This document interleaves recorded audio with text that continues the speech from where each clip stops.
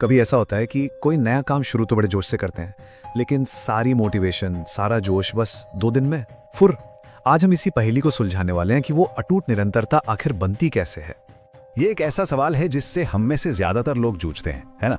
मतलब जिम जाने का फैसला हो या कोई नई स्किल सीखने का, पहले 2 दिन तो लगता है कि बस दुनिया जीत लेंगे, पर तीसरे दिन आते आते वो आग एकदम ठंडी पड़ जाती है। तो सवाल ये है कि इस चक्र को तोड़ा कैसे जाए। अगर ये जानना है तो ये कहानी आपके लिए ही है। इसका जवाब छुपा है संजय नाम के एक लड़के की कहानी में, और आज इसी कहानी के जरिए हम उन पावरफुल सिद्धांतों को समझेंगे जो किसी को भी रोज मोटिवेटेड और कंसिस्टेंट रख सकते हैं। ये सिर्फ एक कहानी नहीं है, ये एक ऐसा सबक है जिसे दुनिया के कई सफल लोग अपनी असल जिंदगी में अपनाते हैं। तो चलिए शुरू करते हैं संजय की कहानी। संजय जो एक चौल के छोटे से घर में अपनी माँ और अपनी छोटी बहन के साथ रहता था। उसकी दुनिया ना चुनौतियों से और शिकायतों से भरी हुई थी। संजय को ना ऐसा लगता था कि उसकी माँ बहुत कमजोर है और शायद इसी वजह से उसके पिता उन्हें छोड़कर चले गए। उसे अपनी माँ पर बहुत गुस्सा आता था। गुस्सा इस बात का कि वो उसे वो जिंदगी नहीं दे पा रही जो उसे लगता था कि उसे मिलनी चाहिए। और बस इसी सोच के चलते वो गलत संगत में पड़ गया और अपनी सारी जिम्मेवारियों से दूर भागने लगा। और अब कहानी में एक ऐसा मोड़ आता है जो संजय की जिंदगी और उसकी सोच को हमेशा हमेशा के लिए बदलने वाला था। पहले दिन संजय के गुस्से में कहे गए शब्द उसकी माँ को एक तीर की तरह चुभ गए। फिर बस कुछ ही दिनों के अंदर दिन रात काम करने के बोझ तले दबी उसकी माँ की तबीयत इतनी ज्यादा बिगड़ गई कि उसे अस्पताल में भर्ती कराना पड़ा। और 10वें दिन अपनी आखिरी सांसों में माँ ने संजय से सिर्फ एक वादा लिया कि वो अपनी बहन का ख्याल रखेगा, और इसके बाद वो हमेशा के लिए चली गईं।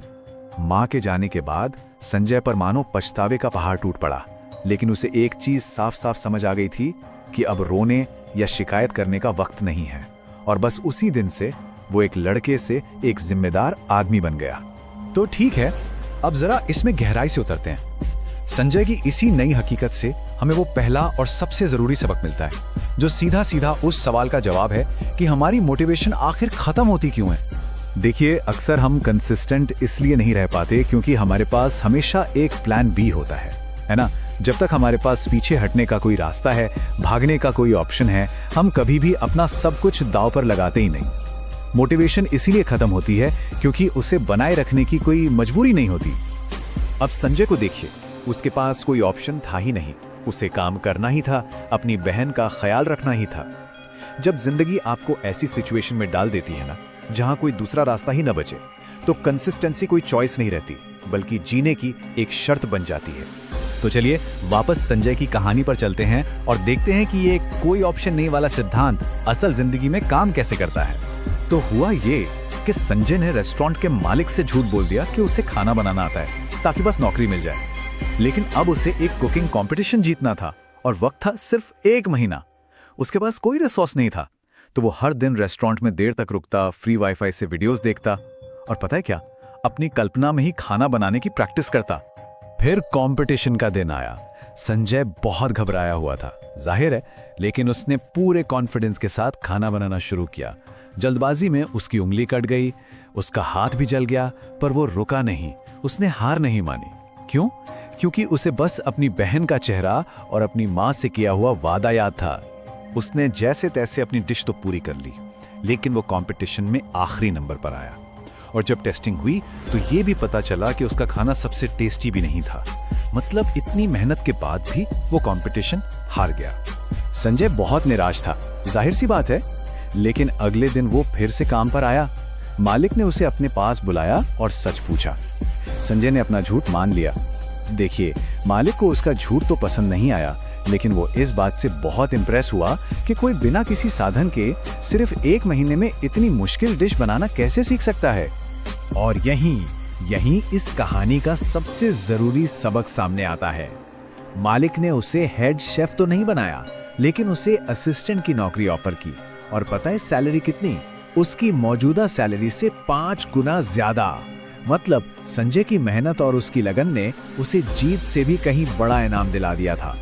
तो संजय की कहानी सिर्फ कंसिस्टेंसी के बारे में नहीं है।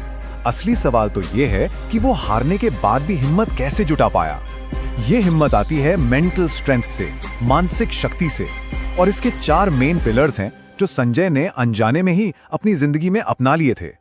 अब इस बारे में जो सबसे दिलचस्प बात है ना, वो ये है कि ये वो 4 चीजें हैं जो मेंटली स्ट्रांग लोग नहीं करते।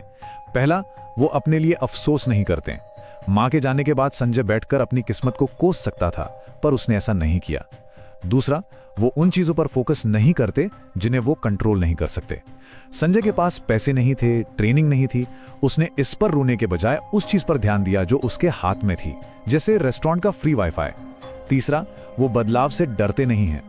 एक गुस्सैल लड़के से एक जिम्मेदार भाई बनने का बदलाव आसान तो बिल्कुल नहीं था, पर वो इससे भागा नहीं। और चौथा, जो कि सबसे साफ है, वो कड़ी मेहनत से कभी नहीं कतराते। तो संजय की इस कंसिस्टेंसी और इस नई सोच ने उसे आखिर पहुंचाया कहां? चलिए अब देखते हैं इस कहानी का इमोशनल अंत। संजय ने अपनी कड़ी मेहनत जारी रखी और कुछ ही सालों में वो इतना सफल हो गया कि उसने अपनी बहन को शहर के सबसे अच्छे स्कूल में भेजा और अपनी मां से किया हुआ हर एक वादा पूरा किया। एक दिन जब वो अपनी सफलता को देख रहा था तो उसे अपनी मां की बहुत याद आई, और तब उसे असल में एहसास हुआ कि उसकी मां कितनी ज्यादा मजबूत थी। वो समझ चुका था कि असली ताकत शिकायत करने में नहीं, बल्कि तब होती है जब आपके पास कोई ऑप्शन ना हो और आप फिर भी अपनी जिम्मेदारियां निभाते हैं। संजय की कहानी हमें ये सिखाती है कि सच्ची अटूट कंसिस्टेंसी तब पैदा होती है जब हमारे पास पीछे हटने का कोई रास्ता ही नहीं बचता। तो अब आखिरी सवाल ये है कि किसी की जिंदगी में ऐसा कौन सा प्लान बी या सेफ्टी नेट है जिसे जलाने की जरूरत है, ताकि वो अपने असली लक्ष्य के लिए अपना 100% दे सके।